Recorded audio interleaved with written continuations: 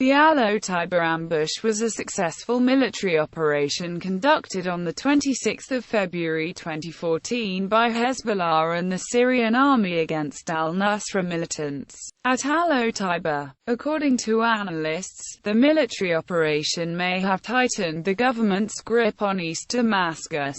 Ambush.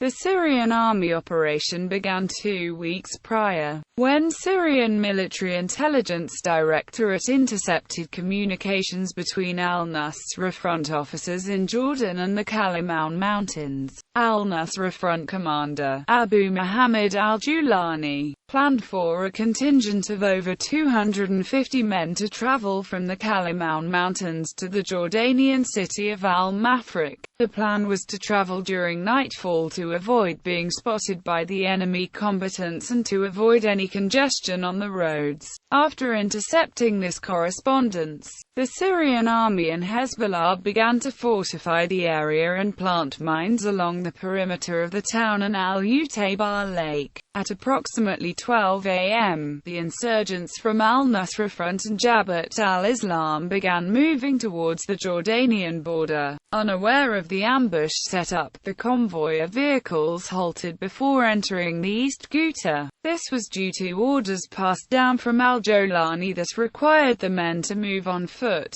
Around 2:45 a.m., the insurgents arrived in al-Otaiba. All that was left to do was to cross a desolate plot of land and enter safely into Jordan. The militants, unaware they'd just entered a 100-yard minefield, began to pick up the pace towards the border. This is when the mines began to explode, creating chaos between militant lines. Remaining militants attempted to flee the minefield, but the darkness made it difficult to avoid the mines. Once it became quiet, the Syrian Army and Hezbollah began to fire mortar shells at the insurgents, to finish off survivors. Most of the rebels have been reported to be Saudi, Qatari, and Chechen nationals.